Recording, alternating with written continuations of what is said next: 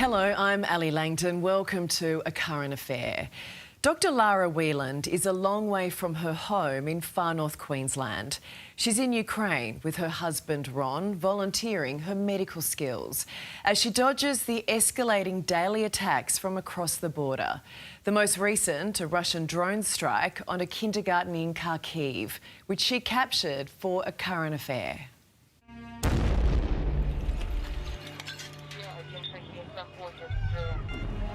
So we're just in the hotel room here. Thankfully, we have a pretty sort of... Listen to that. Crap, did you hear that? That hit close by. Ron, where are you?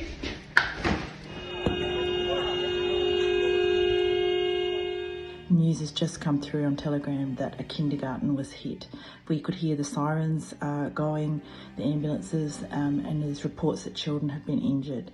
And this is just another day in Ukraine. This is happening every day. This is literally like an hour after the kindergarten was hit in Kharkiv and the air raid sirens are going off again. Also, the community centre where I was going to be teaching family doctors in a couple of hours was also hit. The ever-expanding military cemetery just in one town. Thousands of flags and graves here, thousands of lives lost, and they're just expanding and building more. There's barely space to walk between them as far as the eye can see. So we just heard an explosion and you can see the smoke rising there. This is Andri's house. Show Andri. Yeah, Andri's driving us today. He's a volunteer. Yeah, this is his house. He did nothing to deserve this. That all had to be repaired, yeah. Да. Ці пулями побита, полоцей. Pain here. Та не фотографіруйте, на нього не розчитана. This is their house, and the shell still left there. These kids have never had a skipping rope, so Ron's teaching them how to skip. Kiev was without power last night. Pretty much the whole capital city just went black, and they lost water as well. This is all a consequence of the Russian attacks. They're just really trying to make things miserable for Ukrainians this winter, trying to terrorise them. Just got notifications coming up that there are ballistic missile threats. Lara Wieland joins me now. Lara, the war feels so far away until we see your videos. What is it like being on the ground?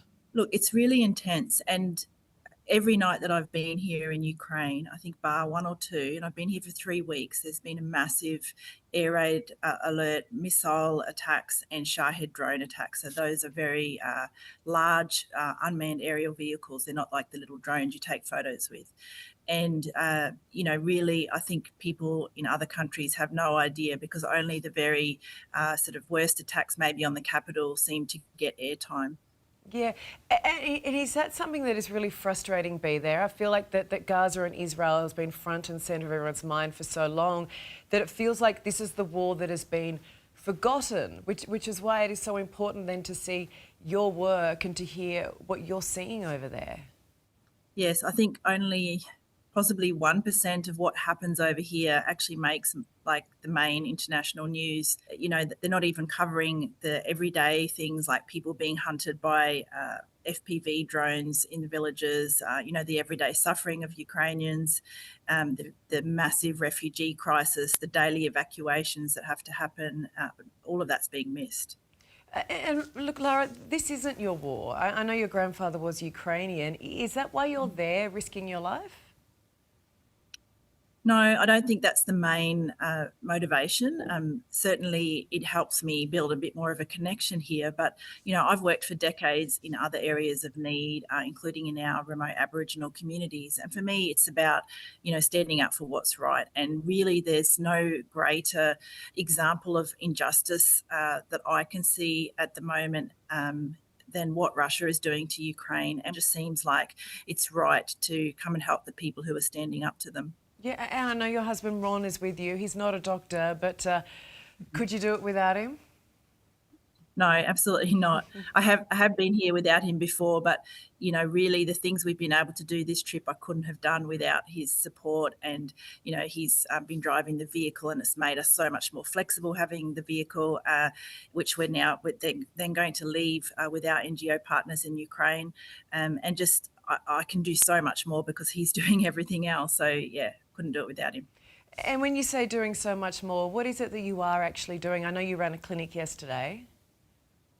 Yeah, so really, I want to downplay what I'm doing because it's more about supporting what the amazing Ukrainians are doing. We've been doing mobile clinics, education, so training the doctors and upskilling the people who actually stay here every day and providing them some of our knowledge and support. Also, like going with some of the organisations that deliver aid to the remote villages and helping see some patients. And what are some of the stories that you're hearing from patients? Because I imagine beyond any physical injuries, the psychological damage of being in a war zone for, we're coming on 4 years now. Of the patients I saw yesterday, for example, 90% of them I had to refer for mental health support. Most of the women had a son who was on the front line. Some of them had lost family members who'd been killed. A number of them were refugees. Now, things are bad when your place of refuge is, somewhere where you're under nightly air raid alerts, but they've come from places like Kherson where, the Russians have destroyed everything, destroyed their homes, their farms, and right now are actually using the civilians there for drone hunting practice, and that's happened again in the last few days.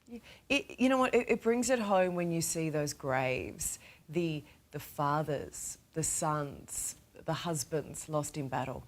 Yeah, and I think that gets forgotten. Sometimes we see someone in uniform and we lose our compassion for them. But people need to understand that the majority of people fighting here in Ukraine are just, fathers and brothers and teachers. Many people who never dreamed of fighting or wanted to fight are doing so. And you see those photos on the graves, and they really are just, people like you and me. It's just tragic. Yeah. Are you angry about what you're seeing? You need to be careful not to let your anger turn into hate, because otherwise you just become like those who are attacking Ukraine. Yeah, and you know what? It was so scary seeing Russia test nuclear missiles overnight. I mean, is there a genuine fear that this war will escalate in that way, that the world isn't paying enough attention? Or is there a bit of hope that the US president will intervene as he did with the Middle East? Look, I tend to try and avoid politics, but I really don't think that anybody here is relying on the US president. That certainly has been, great disappointment many times over. And in terms of Putin, testing nuclear missiles, everyone has different opinions on that. My opinion and that of many Ukrainians is that's probably just posturing. It's not in his interest to launch nuclear missiles, and I think it's just intimidation. I mean, he said he would take all of Ukraine in 3 days, and he's, spent 4 years and 1 million of his soldiers to struggle to maintain 19% of the country. In your opinion, how does this end? I don't think, peace negotiations are something that are really even an option.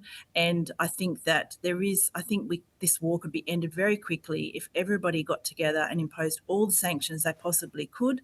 Russia's economy is really struggling at the moment. And they also provided Ukraine everything they needed to push Russia back.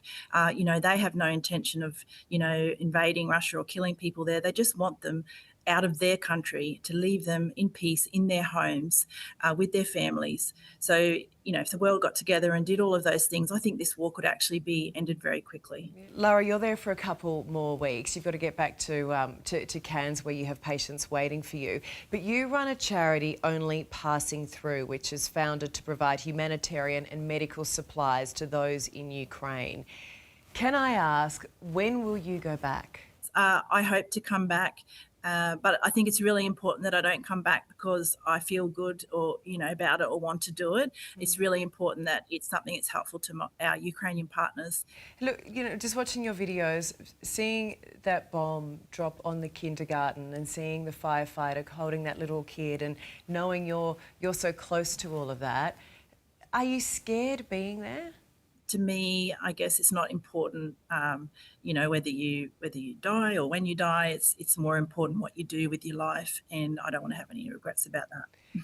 Lara, you are doing such important work. Can you and Ron please stay safe, and thank you so much. Thank you. Thanks for the chance to share some of Ukraine's story. Yeah, what an amazing human, and charity only passing through if you wish to support Lara's incredible work.